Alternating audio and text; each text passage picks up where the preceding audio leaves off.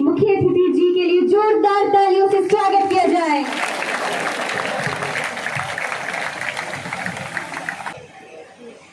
भारत माता की। आज के इस नवोदय विद्यालय समिति के क्षेत्रीय स्तरीय योग प्रतियोगिता के समापन अवसर पर मंच पर विराजमान हमारे जिला के सम्मानीय अध्यक्ष, हमारी पार्टी के वरिष्ठ नेता श्री विनय गुप्ता जी, स्थानीय विद्यालय के प्रधानाचार्य Shri S K. Tiwari ji, deputy director higher education Shri K C. Dhiman ji, हमारे मंडल के सम्मानीय अध्यक्ष प्रताप जी, नगर परिषद नाहन की सम्मानीय अध्यक्ष श्यामा पुडीर जी, हमारे प्रदेश में सचिव मनीष चौहान जी, संजय पुडीर जी, संजय चौहान जी, हमारे सम्मानीय पार्षद श्रीमती मधु अत्री जी, सम्मानीय पार्षद श्री अशोक विक्रम जी, इस विद्यालय के सभी अध्यापक बंधुवर, दूसरे राज्यों से आए सभी अधिकारीगण, सभी अभिभावकगण और आज के इस कार्यक्रम के अवसर पर इस प्रतियोगिता में पार्टिसिपेट करने के लिए आए सभी प्यारे बच्चों, मेरे लिए आज का दिन सौभाग्य का दिन है कि मुझे नवोदय विद्यालय में आने का अवसर मिला, क्योंकि ये पहला अवसर है जब से ये संस्थान यहाँ इस स्थान के ऊपर आया है। आज पहली बार इस विद्यालय में मुझे आमंत्रित किया गया। मैं प्रधानाचार्य महोदय, समस्त स्टाफ, उनका धन्यवाद करना चाहूँगा।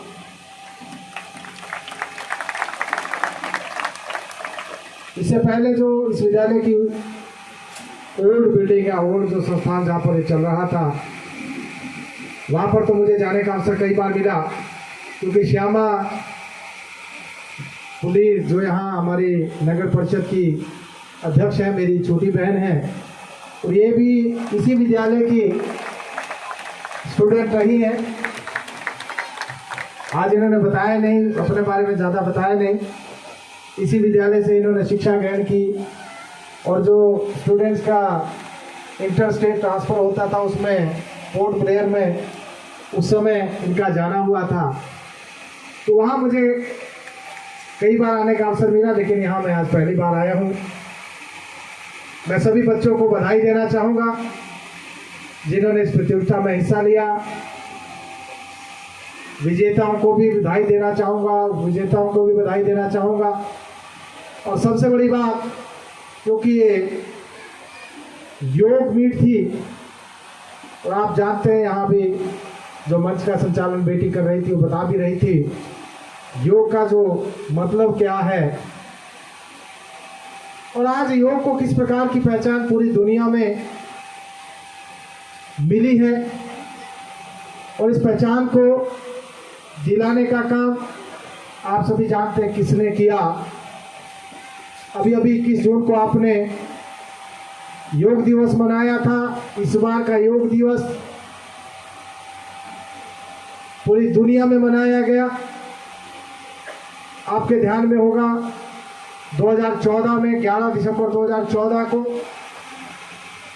संयुक्त राष्ट्र ने इसको अंतर्राष्ट्रीय योग दिवस का दर्जा दिया,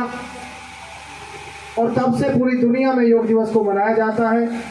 177 देश जिन्होंने इसको अंतर्राष्ट्रीय का दर्जा देने के लिए अपने हस्ताक्षर किए। सितंबर 2014 में हमारे प्रधानमंत्री जी ने संयुक्त राष्ट्र के सामने इस प्रस्ताव को रखा, और मात्र 90 दिन की अवधि में संयुक्त राष्ट्र ने इसको मंजूरी दे दी, और इस बार भी 186 देशों के जो प्रतियोगी थे उन्होंने माननीय प्रधानमंत्री जी के साथ अमेरिका में योग किया। तो आप अंदाजा नहीं लगा सकते कि आज किस प्रकार से योग को एक नई पहचान मिली है। वैसे हमारा देश तो इससे पहले भी योग के लिए पूरी दुनिया में मशहूर रहा। जब गुरुकुल के माध्यम से शिक्षा दी जाती थी, उस समय भी देश में ही नहीं दुनिया में योग का प्रचार करने का काम हमारे देश ने किया, क्योंकि नालंदा और तक्षशिला जैसी जो यूनिवर्सिटीज थी, जहाँ पर पूरी दुनिया भर के बच्चे आते थे, शिक्षा ग्रहण करते थे, तो जहाँ उनको अच्छे संस्कारों के बारे में बताया जाता था, वहाँ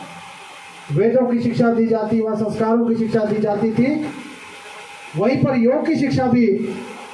दी जाती थी। तो इसलिए योग हमारे देश के लिए बहुत प्राचीन पद्धति है और आज पूरी दुनिया में उसको एक नई पहचान देने का काम हमारे देश ने किया, हमारे प्रधानमंत्री श्री नरेंद्र मोदी जी ने किया। तो मैं आप सबको इस प्रतियोगिता की बहुत बहुत बधाई देना चाहूँगा। अब नेशनल लेवल पर ये बच्चे जाएंगे तो मुझे विश्वास है कि राष्ट्रीय स्तर के ऊपर भी हमारे इस क्षेत्र का नाम रोशन करेंगे, वहाँ पर भी विजय रहेंगे। ऐसी मैं आप सबको शुभकामनाएं देता हूँ। आज हम जानते हैं कि किस प्रकार से हमारा देश आगे बढ़ा है, किस प्रकार से दुनिया में एक नई पहचान के साथ आगे बढ़े हैं। और नवोदय विद्यालय जिसकी आज पूरे देश भर में एक अलग पहचान है, हमको ध्यान में यहाँ भी एक बच्ची बता भी रही थी कि नवोदय विद्यालय को 1986 में उसकी शुरुआत की गई थी। और उसका लक्ष्य क्या था? लक्ष्य यही था कि जो ग्रामीण क्षेत्र के बच्चे हैं उनको भी शहरी क्षेत्र के बच्चों की तरह उसी प्रकार की शिक्षा, उसी प्रकार का माहौल मिल सके। और आज हमें खुशी होती है, अगर हम इस विद्यालय की ही बात करें, महानगर विद्यालय नवोदय, इसी की केवल बात करें तो आज कितने सारे बच्चे जो देश और प्रदेश में इस विद्यालय का नाम रोशन कर रहे हैं। नासा जैसे संस्थान में इसी विद्यालय का एक बच्चा अशोक, इसी विद्यालय से जो पढ़ा है, अपनी सेवाएं दे रहा है, जिनके नाम पर एक उपग्रह का भी नामांकन किया गया। इसके साथ साथ जिस प्रकार से बहुत सारे बच्चे आज प्रदेश में और देश में विभिन्न लेवल के ऊपर, बहुत से प्रशासनिक अधिकारी हैं, बहुत से पुलिस अधिकारी हैं, और मैं समझता हूं शायद ही कोई बच्चा इस संस्थान का ऐसा होगा जिसने इस विद्यालय में शिक्षा ग्रहण करके कोई मुकाम हासिल ना किया हो। सारे बच्चे जो यहाँ पर शिक्षा ग्रहण कर रहे हैं नवोदय विद्यालय के माध्यम से, उसी प्रकार से आप आगे बढ़ें, आपका भविष्य भी उसी प्रकार से हो।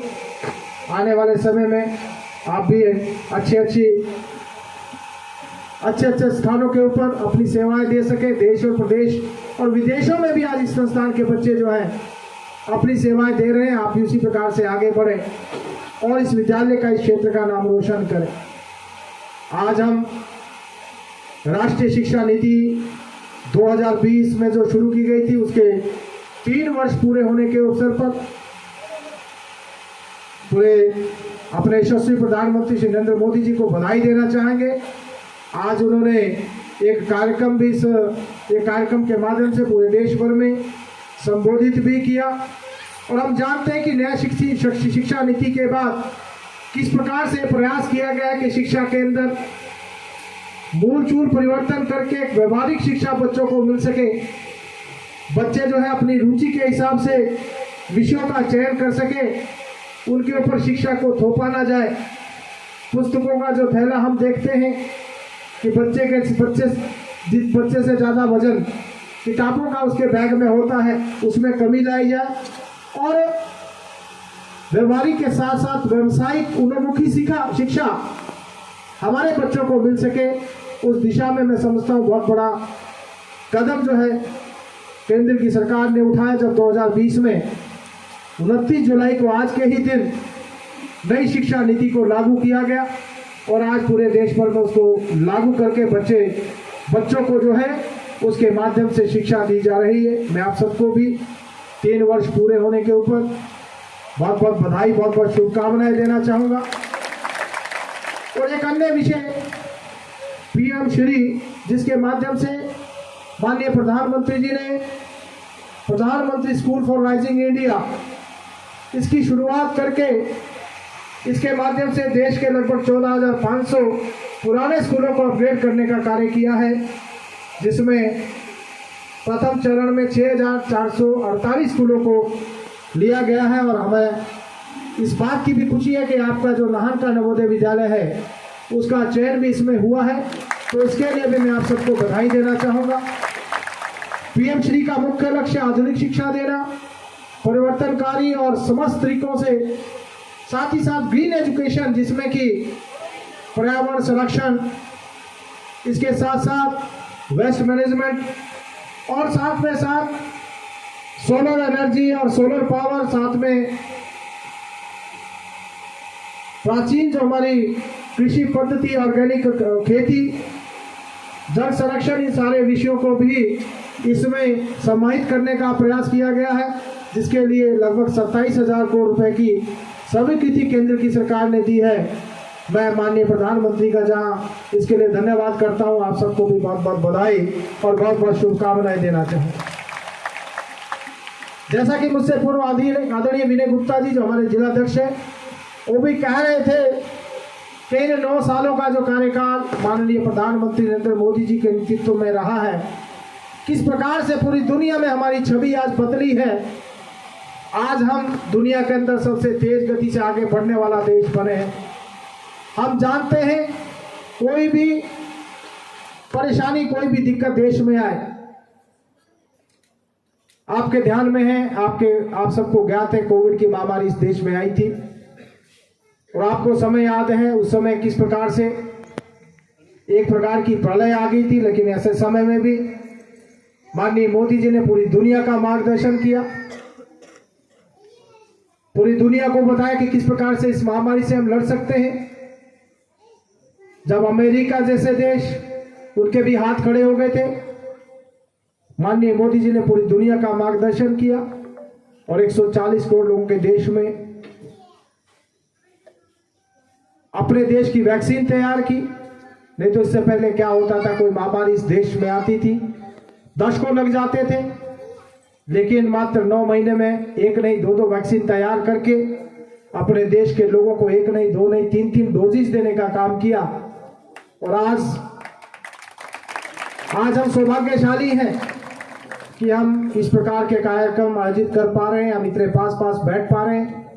ये तभी संभव हो सका जब मोदी जैसा व्यक्ति इस देश का प्रधानमंत्री है। इसी प्रकार से आज हम देखते हैं कि किस प्रकार से, चाहे वो ग्रीन एनर्जी की बात हो, जलवायु परिवर्तन की बात हो, जलवायु संरक्षण की बात हो, या फिर G20 में जिस प्रकार से आज हमारा देश पूरी दुनिया का मार्गदर्शन कर रहा है, ये भी हमारे लिए गर्व की बात है। आज दुनिया के जो सबसे विकसित देश जिसमें पूरा यूरोपियन महासंघ है, उसकी अध्यक्षता करने का काम, उसकी अध्यक्षता करने का गौरव हमारे देश के प्रधानमंत्री को हुआ है। और माननीय प्रधानमंत्री जी ने इस अवसर को एक उत्सव के रूप में आगे बढ़ाने का काम किया। G20 की लगभग 200 स्थानों के ऊपर बैठ के करके पूरे देश और पूरी दुनिया को ये दिखाने का प्रयास किया है कि हमारे देश की संस्कृति क्या है, हमारे देश की सभ्यता क्या है, किस प्रकार से अनेक धर्मों, संप्रदाय और जातियों में रह बटा लेकिन एक साथ रहने वाला वसुधैव कुटुंबकम के नारे के साथ हमारा देश आज भी एकजुटता के साथ आगे बढ़ रहा है, एकजुटता के साथ पूरी दुनिया का मार्गदर्शन कर रहा है। पूरी दुनिया को, हमारे देश को शोकेस करने का काम माननीय प्रधानमंत्री जी ने किया है। ये हम सब के लिए बड़े सौभाग्य की बात है, बहुत गर्व की बात है। और आप ये भी जानते हैं कि किस प्रकार से पूरी दुनिया आज मोदी जी को सम्मान करती है। G20 की बैठक के बाद, G20 की बैठक के दौरान ही अभी G7 की बैठक हुई थी, जिसमें आपने देखा होगा वो चाहे ऑस्ट्रेलिया के प्रधानमंत्री थे जो कह रहे थे कि मोदी इज द बॉस, या फिर अमेरिका के प्रधानमंत्री जी ने किस प्रकार से, अमेरिका के राष्ट्रपति जो बाइडेन जी ने किस प्रकार से, जब मोदी जी अभी अमेरिका की यात्रा में गए किस प्रकार से न केवल उनका अभिनंदन किया, साथ ही साथ आपने देखा होगा जब मोदी जी वहां की सीनेट को, वहां की संसद को संबोधित कर रहे थे तो वहां के सांसद जो है खड़े होकर तालियों के साथ उनका अभिनंदन ही नहीं कर रहे थे। जैसे ही बैठक समाप्त हुई उनके ऑटोग्राफ भी ले रहे थे और आपने देखा कि किस प्रकार से उनका अभिनंदन वहां पर किया गया, किस प्रकार से उनका स्वागत किया गया। और एक छोटा सा जो अफ्रीकन देश पापुआ न्यू गिनी है, जब मोदी जी उस देश के यात्रा पे गए तो उनके जो राष्ट्रपति थे वो एयरपोर्ट के ऊपर पहुंचे और पांव छूकर जो है उनका मोदी जी का आशीर्वाद लेने का काम उन्होंने किया। और हमने ये पहली बार हमने देखा कि विदेशों की धरती पर, क्योंकि हिंदुस्तान के संस्कार है, भारत के संस्कार है कि हमारे देश में जब किसी का आशीर्वाद लेते हैं तो पांव छूकर उसका आशीर्वाद लेते हैं, लेकिन विदेशी धरती पर और विदेश का कोई राष्ट्रपति या राष्ट्राध्यक्ष इस प्रकार से पांव छूकर आशीर्वाद ले तो इससे बड़ी गर्व की बात हमारे देश के लिए, हमारे प्रधानमंत्री के लिए और हम सब के लिए नहीं हो सकती। मैं समझता हूं दुनिया के अंदर आज एक नई पहचान के साथ हमारा देश आगे बढ़ा है और मुझे पूर्ण विश्वास है आजादी का अमृत महोत्सव का यह समय है जब हमने आजादी के 75 वर्ष पूरे किए हैं और लक्ष्य यह है कि 2047 तक जब हम आजादी के 100 वर्ष पूरे करें, जहां हम दुनिया की तीसरी सबसे बड़ी अर्थव्यवस्था बने, हम विकसित राष्ट्र की श्रेणी में खड़े हों, उसके लिए माननीय प्रधानमंत्री जी निरंतर प्रयासरत हैं और मुझे पूर्ण विश्वास है कि निश्चित रूप से माननीय मोदी जी के नेतृत्व में हमारा देश जहां आगे बढ़ रहा है उस लक्ष्य को हम प्राप्त करेंगे, ऐसा भी मुझे पूर्ण विश्वास है। तो आज के इस अवसर पर फिर से मैं सभी बच्चों को, सभी प्रतियोगियों को बहुत बहुत बधाई देते हुए यहाँ पर माननीय प्रधानाचार्य महोदय, उनका पूरा स्टाफ, उनको बधाई देते हुए आपने एक सफल आयोजन यहाँ पर किया और मुझे इस अवसर पर आने का मौका मिला। मैं फिर से इनका धन्यवाद करता हूँ, आभार प्रकट करता हूँ। साथ ही साथ क्योंकि मैं इस क्षेत्र का सांसद हूँ, मैं इस क्षेत्र की जनता का आभारी हूँ जिन्होंने मुझे सांसद के रूप में अपना आशीर्वाद देकर देश की सबसे बड़ी पंचायत में काम करने का मौका दिया है। और मेरा ये प्रयास भी रहा है पिछले 4 वर्षों में, जहां सांसद के रूप में मैंने अपने क्षेत्र के अनेक विकास के काम करने की कोशिश की है। इसके बावजूद कि हम लगभग 2.5 साल तक कोरोना से लड़ते रहे और साथ ही साथ पार्टी के द्वारा भी, क्योंकि प्रदेश अध्यक्ष का मुझे दायित्व था, मेरा ये प्रयास फिर भी रहा कि पूरे क्षेत्र में भ्रमण करके अपने क्षेत्र के लोगों की जो समस्या है उसका निवारण किया जाए। और आगे भी मेरा यही प्रयास रहेगा कि अपने क्षेत्र के विकास के लिए, क्षेत्र को आगे ले जाने के लिए मैं निरंतर कार्य करता रहूं। साथ ही साथ मेरा यह भी प्रयास है कि हमारा क्षेत्र, शिमला संसदीय क्षेत्र जो काफी विकसित है, जिसमें काफी विस्तृत है, जिसमें 3 जिले आते हैं, जिला शिमला, जिला सोलन और जिला सिरमौर। यहाँ जिस प्रकार से अभी भारी बारिश के कारण बहुत त्रासदी हुई है, बहुत नुकसान हुआ है, हमारा प्रयास रहेगा लोगों को किस प्रकार से हम सहायता मुहैया करा सके, किस प्रकार से उनके दुख दर्द को हम साझा कर सके। और उसके लिए मेरा एक प्रयास है, मैंने संसद के सत्र के दौरान भी केंद्रीय मंत्रियों से वार्ता करके अपने संसदीय क्षेत्र के लिए हर संभव सहायता के लिए आवेदन और निवेदन किया है। मुझे विश्वास है कि केंद्र की सरकार, माननीय प्रधानमंत्री जी, माननीय गृह मंत्री जी इस संसदीय क्षेत्र के लिए आने वाले समय में किसी प्रकार की कोई कमी नहीं छोड़ेंगे, ऐसा मुझे पूर्ण विश्वास है। हमारे राष्ट्रीय अध्यक्ष श्री जगत प्रकाश नड्डा जी, हमारे केंद्रीय मंत्री श्री अनुराग ठाकुर जी और हमारा समस्त नेतृत्व, हमारी पार्टी का पूर्व मुख्यमंत्री जयराम ठाकुर जी, हमारे प्रदेश के अध्यक्ष और यहाँ के पूर्व विधायक डॉक्टर राजीव बिंदल जी निरंतर ये कार्य कर रहे हैं कि लोगों को किस प्रकार से हम राहत दे सके। और हमारा सबका मिलकर यही प्रयास है कि हिमाचल प्रदेश को इस महामारी के समय में भी किस प्रकार से हम इसको जो है सुविधाओं से लैस करके पिछली जो परेशानियां हैं उसको दूर करते हुए इस प्रदेश को और आगे ले जाने के लिए हम कार्य कर सके, ऐसा हमारा प्रयास है। बाकी इस विद्यालय के द्वारा भी मुझे कुछ डिमांड्स मिली हैं और हमारी जो मंच संचालक है इन्होंने भी यहाँ मंच के माध्यम से भी आग्रह किया है। निश्चित रूप से एमपी हॉल, मल्टीपर्पज हॉल, जिसकी आवश्यकता यहाँ पर विद्यालय में आवश्यक रूप से है, क्योंकि हम देख रहे थे जैसे ही कार्यक्रम शुरू हुआ तो भगवान जी खुश हो गए और बरसने लगे। ऐसे समय में हमको एक बड़ा हॉल की आवश्यकता है। मैं हमारे जो केंद्रीय शिक्षा मंत्री हैं श्री धर्मेंद्र प्रधान जी, निश्चित रूप से उनसे इस मांग को करूंगा ताकि यहाँ पर एक हॉल का निर्माण कर सकें और बच्चों को जो है उसकी सुविधा मिल सके।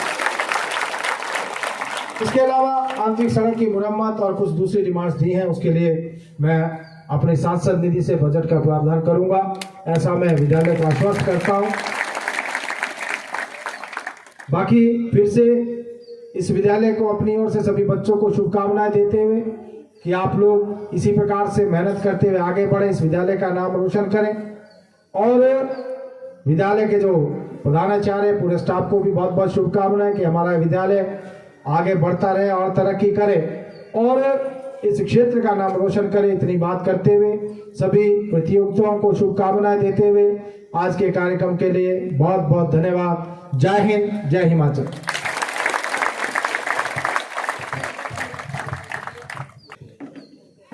I declare the 31st NVS Regional Level Yoga Meet Boys and Girls 2023 closed.